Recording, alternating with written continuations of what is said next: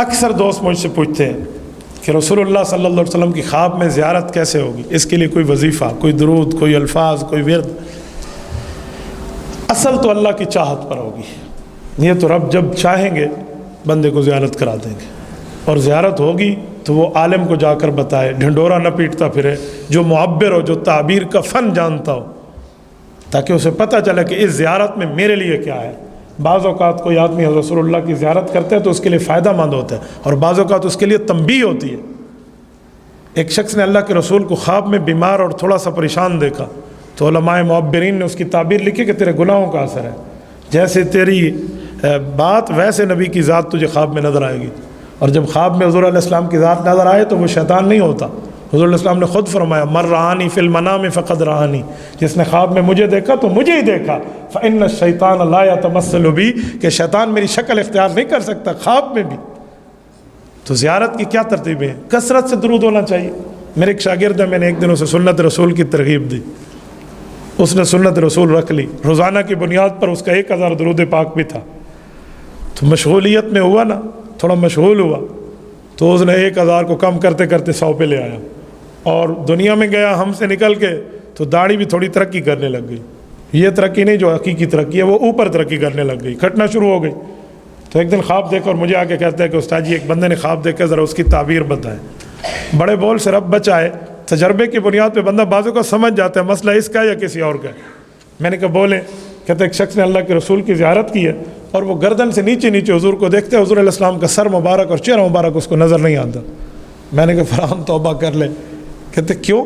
میں نے کہا توبہ کر لے، میں نے تمہیں کہا تھا نا سنت پوری کر اور درود پاک کو رکھ، دیکھ تیرا درود حضور پر پیش ہوتا ہے، تو نے پڑھنا کم کیا، تجھے زیارت ہوئی لیکن چہرے سے محروم کر دیا گیا، تو اس کو پورا کر لے، درود والی ترتیب بھی اور سنت والی، ایک دن تجھے چہرے سے زیارت ہوگی۔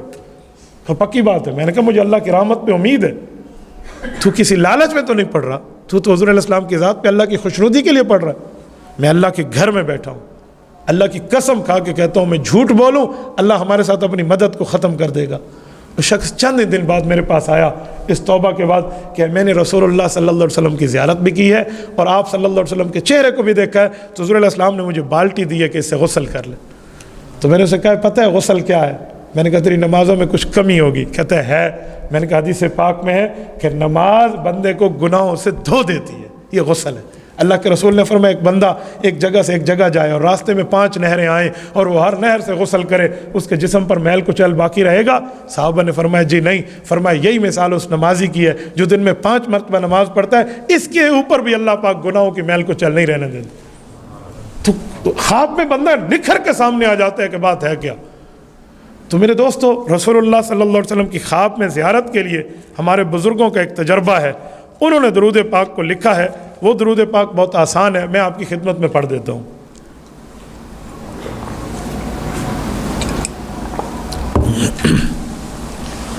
اگر کوئی شخص اس درود پاک کی کثرت کرے تو امید کامل ہے کہ جیسے مشائخ بزرگوں کو زیارات اس درود پر ہوتی رہی ہیں تو اس شخص کو بھی انشاءاللہ تعالی حضور پاک صلی اللہ علیہ وسلم کی زیارت خواب میں ہوگی۔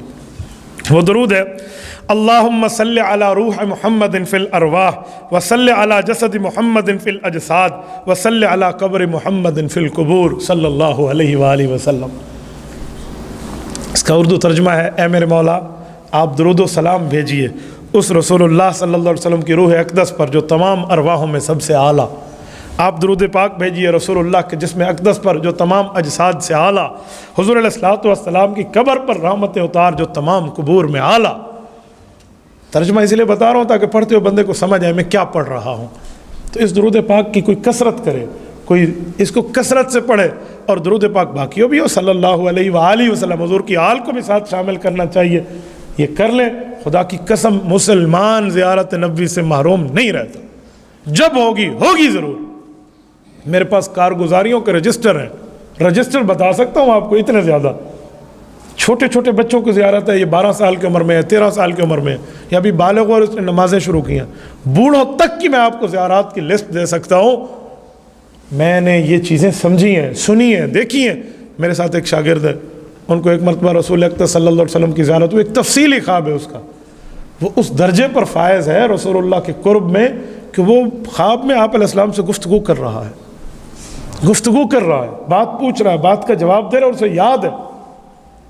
میں ایک بچے کو جانتا ہوں، اسے میں نے کہا بیٹا یہ عقیدہ ختم نبوت کی چھوٹے سے رسالے تھے مرزائیت کے رد میں، یہ عقیدہ ختم نبوت کے رسالے تھے، میرے خیال میں ہو گئے کہ 200-300 پمفلٹ تھے۔ میں نے کہا آپ جمعہ کی نماز میں یہ بانٹ لیں، عوام کو دے دیں حضور علیہ السلام کی ختم نبوت۔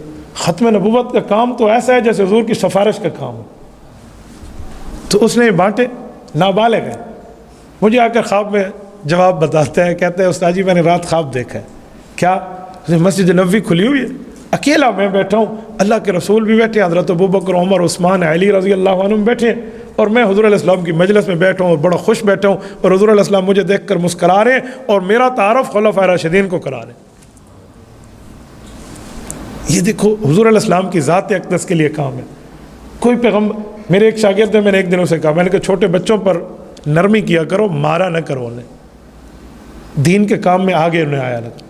پتہ محفل کیا تھی؟ محفل ایک تھی محفل نعت، اس پہ چھوٹے بچے نیچے سے کہہ رہے تھے ہم بھی پڑھتے ہیں نعت، ہم بھی حضور پاک علیہ الصلوۃ والسلام کے لیے نعت پڑھتے ہیں۔ تو وہ ان کو کہہ رہا تھا جی تم نہیں پڑھو، بڑے بڑے ہمارے شعراء بیٹھے ہیں۔ تو میں نے اسے کہا یار تھوڑا گزارا، بڑے شعراء بھی پڑھ لیں گے۔ جب میری باری آئی نا، میں نے کہا میرا ٹائم کتنا ہے جی؟ 1.25 گھنٹہ۔ میں نے کہا میرا پورا آدھا گھنٹہ، 5 منٹ ان سب کو دو۔ کہتے یہ کیا؟ میں نے کہا نہیں 5 منٹ میرے ٹائم سے نکال کے ان کو دے۔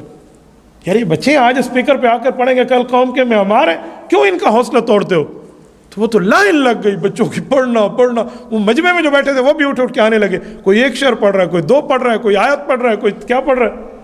پورے کے پورے 20-25 منٹ میں مجمع سے ہر بچے نے پڑھ لیا۔ اور جس نے میری بات مانی نا، رات کو اس کو رسول اللہ صلی اللہ علیہ وسلم کی زیارت ہوئی۔